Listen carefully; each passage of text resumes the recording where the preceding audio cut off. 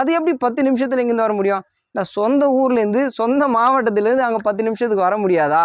சாதாரண ஒரு மனுஷனாலே போக முடியும். ஒரு கட்சியினுடைய அமைச்சராக இருக்கார், அவரால் வர முடியாதா? ஆனால் இதெல்லாம் கூட நம்மளால ஏற்றுக்க முடியுது. அதுக்கு சிலருடைய ஆதரவாளர்கள் சொல்லக்கூடிய கருத்தை மட்டும் தான் நம்மளால ஏற்றுக்கவே முடியல. அது என்னன்னு பார்த்தீங்கன்னா, நீங்கள் எப்படி அங்கே வந்தீங்க அவ்வளோ சீக்கிரத்தில்? உலகத்தில் பாதிக்கப்பட்ட மக்களை பார்க்கறதுக்கு எப்படி வந்தீங்கன்னு கேட்ட ஒரே மக்கள் நம்ம மக்கள் மட்டும்தான். அந்த அளவுக்கு சினிமாவில் மூழ்கி நம்ம கெட்டு போயிருக்கோம். இதே மாவட்டம், இதே ஊர் தானே. நீங்கள் இந்த மாதிரியான ஒரு பிரச்சனை நடந்து ஏன் வரல? நீங்கள் எங்கே போயிருந்தீங்க? இங்கே வரது கூட உங்களுக்கு முக்கியமான வேலை எதனா இருக்கா? உங்களுக்கு ஃபோன் பண்ணி மக்கள் சொன்னோன்னே இந்த மாதிரி ஒரு ஆபத்தில் எல்லாரும் மாட்டிட்டு இருக்காங்களோடனே நீங்கள் உடனே வந்தால் அங்கே மருத்துவமனைக்கு கொண்டு போய் சேர்த்தா அந்த எல்லாரும் என்ன பண்ணுவாங்க? இருக்கக்கூடியவங்களாம் அமைச்சரே வந்துட்டாங்கப்பா, அதனால் இருக்கக்கூடிய வேலையெல்லாம் சீக்கிரமாக செஞ்சு எத்தனை பேரை காப்பாற்ற முடியுமோ, எத்தனை பேருக்கு தேவையான மருத்துவ பொருட்கள்லாம் சீக்கிரமாக எடுத்துன்னு வந்து சேர்க்க முடியுமோ அதெல்லாம் செய்யறதுக்கு நீங்கள் உடனடியாக வரணும் அப்படின்னு தான் எல்லாருமே கேட்பாங்க. ஆனால் நம்ம நாட்டு மக்களில் சில பேர் கேட்கக்கூடிய கேள்வி இருக்குது பார்த்தீங்களா? நீங்கள் எப்படி போனீங்க?